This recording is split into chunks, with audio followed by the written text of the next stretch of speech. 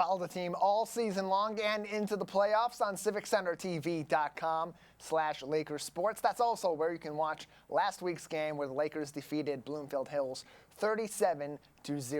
Joining me now for even more discussion on Friday's big road victory is our Laker football color analyst, Matt Catoni. Matt, thanks for joining me today. Yep, thank you for having me. Glad to have you on. Another victory Monday for the West Bloomfield Lakers, now improving their record on the season to 6-2, looking to finish the year 7-2. To do that, they'll need to take care of business on Friday back at home against Roseville. But let's go back to what happened in Bloomfield Hills on Friday. From the jump, seemed like it was all Lakers, although quite a lot of fight from the Bloomfield Hills Blackhawks, despite their struggles and their situation roster-wise. A lot of injuries and a lot of players coming up late in the season in the starting roles and lots of playing time. Yeah, we didn't see Kraft at quarterback like you had mentioned throughout the broadcast, him really being that premier player on that offense for Bloomfield Hills. But they didn't necessarily have a lack of opportunities to put points up on the board. You just saw them repeatedly get in their own way once they found themselves in the red zone.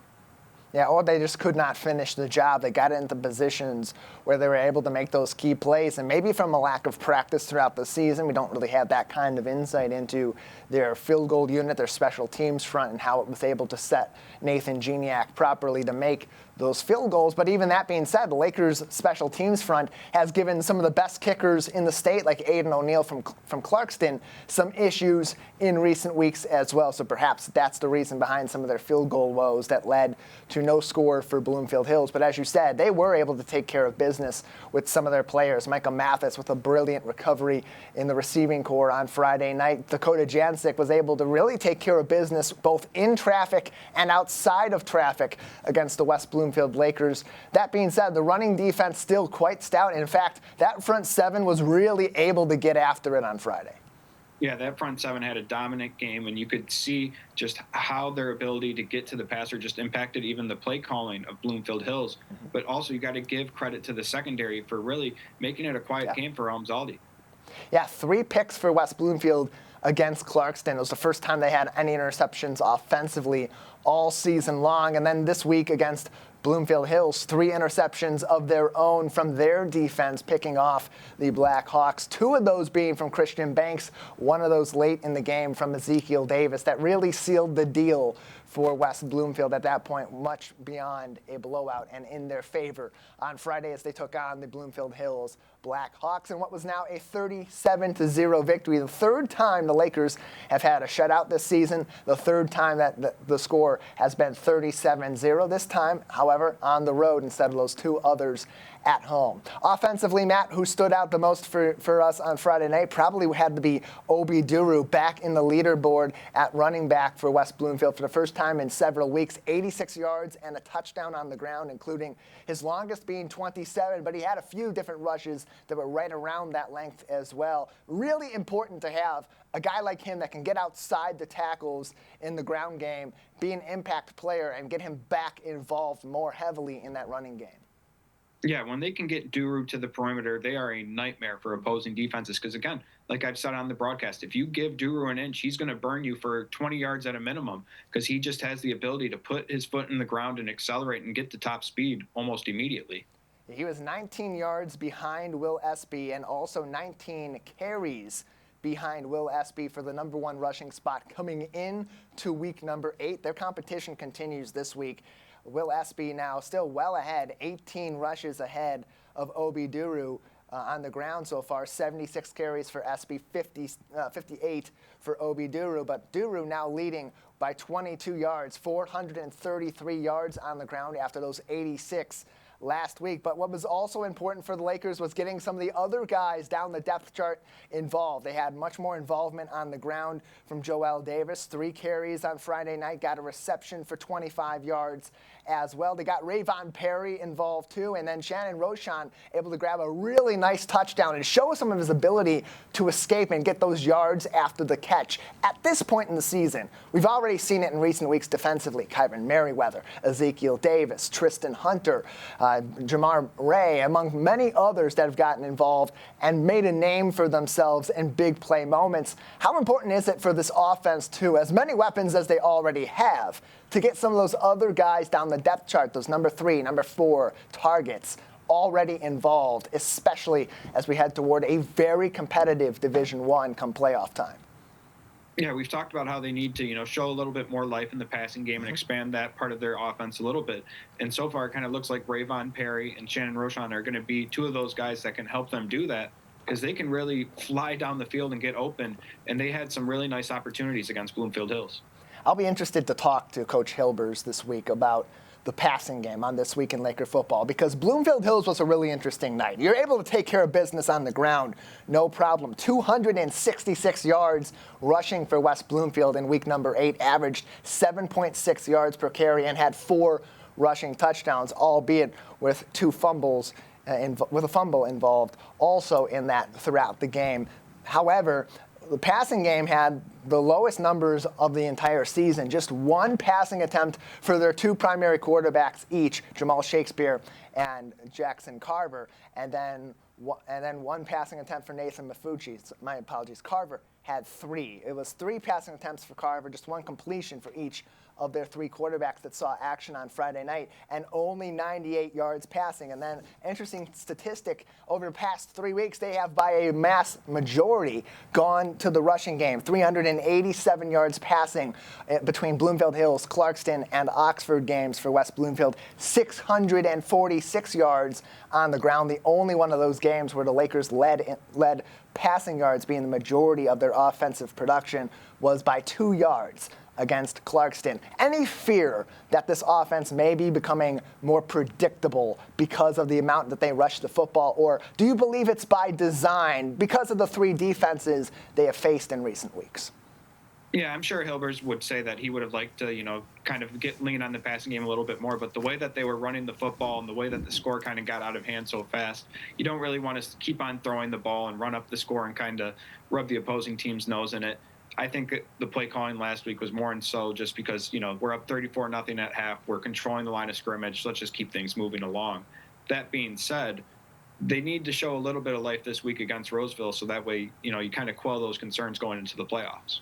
That being said, the Lakers still able to make a lot of production. When they did go to the air, Shannon Rochon, that 52-yard touchdown, got him on the board, his first receiving touchdown of the 2025 season. Joel Davis had 1 reception for 25 yards. And then Rayvon Perry, two targets on the night, a 21-yard reception. The only receiver to not get a completion, despite getting at least 1 target on Friday, was in fact Willie Edwards. And it was a pretty close call there as Brent Brooks broke up the 1 target that went Willie's way on Friday night. I'd imagine we see a lot more of that on Friday, a lot more of going to the air against a team like Roseville that is a little bit more dynamic defensively and really in all 3 phases than Bloomfield Hills. What was really good to see was a little bit more trickery involved, some misdirection in the rushing game offensively. And then one key play in that game that I think really showed what the Lakers may be moving more towards as they advance their offense toward the latter portion of the season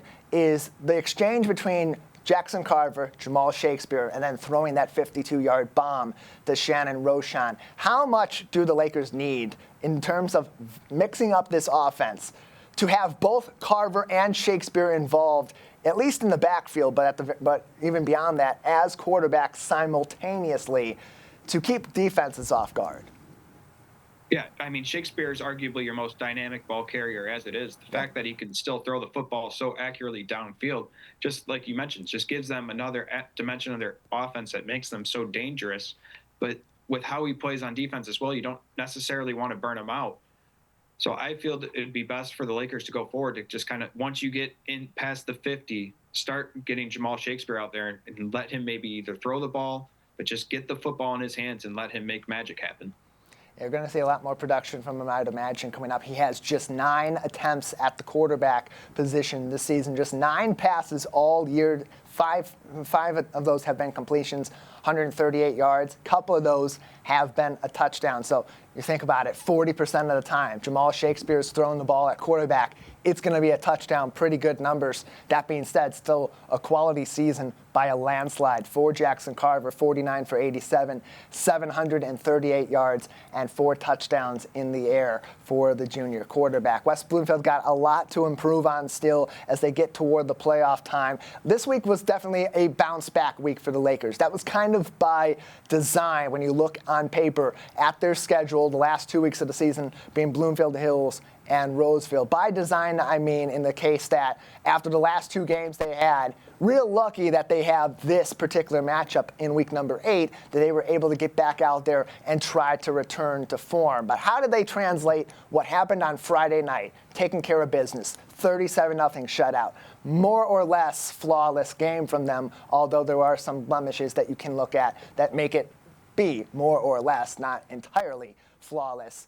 That they have that bounce-back mentality still be in place as they approach Roseville on Friday night, because most of their really tough competition came early on into the middle portion of the season. Yeah, Roseville's losses aren't necessarily indicative of their talent level. No. All 4 of their losses are to very talented teams, top 60 teams in the state. So you can't really sleep on them too much if you're the Lakers. You have to, look at what you did last week and see how you're able to dominate that game by controlling the line of scrimmage and the perimeter, and just try and put your best foot forward and do that the best you can. Granted, you're not going to be able to do that every play, but like you did last week. But the offense kind of lives and thrives off those perimeter plays. So it's up to, guys like Travis Robertson to win at the edge and propel this offense. They were 6-2 coming into the final week of the season a year ago, where Roseville. They beat West Bloomfield 49-48 on the road. A really well-coached team, a good, solid program they have in Roseville under Coach Snowden. So they're going to come in hungry. They're going to come in prepared, because this has big playoff implications potentially for them as well, as they come into this game at 4-4. A win against West Bloomfield, picking up that kind of playoff points, could put them in a really good position to play some postseason football, whereas for West Bloomfield, this is really important for their initial positioning in the playoffs. We ran through some scenarios on Friday night during the halftime show. What happens if West Bloomfield wins out? If they split their games with Bloomfield Hills being a win, if they split their games with Roseville being a win and Bloomfield being a loss, or if they were to lose out and go into the playoffs, most of those scenarios see West Bloomfield go on the road. But that doesn't include the scenarios where other teams don't take care of their own business that could propel West Bloomfield into having 1, maybe even 2 home playoff games. All that being said, what does West Bloomfield need to come into this game with the mindset up? Do they need to treat this like a game to get ready for the playoffs, or a game that virtually is a playoff game? Yeah, I'd go with the latter. I'd say treat this almost as if it is a playoff game. You're playing a playoff caliber opponent. This is seemingly a playoff game for Roseville. It's a win and you're in the playoffs. So again, playoffs start next week for Roseville. They have to treat it the same way. And, if they let it get away from them this week, it could snowball into the playoffs. So I feel it's just very important to just treat it as if the playoffs start this week and get that momentum going. Yeah, and they're just 3 weeks removed from a very close game against Utica, a team that is in Division I and could be in range of West Bloomfield come playoff time. So they can't treat Roseville like a cupcake. They can't go into this game with the mindset that maybe they had against Oxford, maybe they brought into that second half, they let up off the gas. And this has been part of the conversation with the team over the last week or two as they approached Clarkston, and certainly as they approached the Bloomfield Hills Black Hawks. They got to treat every opponent they go up against with respect. They have to go into every single game with the same fire and motivation they had coming into the season, which was, we're the unproven team. We're the ones that are going to be underrated and underappreciated, and we got to show what we're made of. That's especially important now, as this is the point of the season, Matt, where you want your team to be playing the best football and still have those incremental improvements on the docket so that you peak at the right time and make a deep run. Yeah, and right now, last week you saw them kind of eliminate those mental mistakes and a lot of those penalties that we've seen kind of cripple drives. Now going forward, you're playing again a very talented team, very hungry team that's playing for their playoff chances or just to increase their likelihood of having a good bracket. You have to come in, play disciplined, not turn the ball over, and not have penalties on 3rd and 4th downs that either kill drives or extend drives for your opponents. And you got to think about it, too, while not focusing too much on it. You're probably looking at Catholic Central, either in round number 1 or in round number 2. A top 3 team in the state, arguably the best team in the state of Michigan in 2025, a team that handily beat you in the playoffs a year ago, but you have the talent to match up against if you're playing at 100% all throughout that game, whether it comes in the first round of the playoffs, in the district finals, or later on. West Bloomfield has to be ready for that. So, Matt, as you head into the final week of the regular season, all that we know about the first 8 weeks of the season, all that we know about where West Bloomfield is in the playoff picture right now, and all that we know about the personnel and their production on the field, if you're Coach Hilbers, if you're Ken Rise, if you're LaRon Jones, the head coach, offensive and defensive coordinators, respectively, what is your message for the team overall, for that offense and for that defense? Control the line of scrimmage. As long as the Lakers control the line of scrimmage on either side, they're right up there with any team in the state. Again, like I said, if they win the perimeter on offense, they can get their playmakers out and they can burn anyone for 20 to 30 yards or even a touchdown at any given moment. And then their pass rushers on defense, and that defense can really keep them in any single game against any opponent. It's going to be an interesting game on Friday night. It's senior night at West Bloomfield. They weren't able to bring home a dub on homecoming night in arguably the biggest game of their entire season. Senior night has just as big of implications. Hey, it's not for a title, but down the line, if we get to Thanksgiving weekend and West Bloomfield is in place to potentially bring home the Division I championship, you could look back at week number 9 and say that game was, in fact, with a title on the line. Matt, thank you as always, and we'll see you on Friday. Yep, thank you for having me.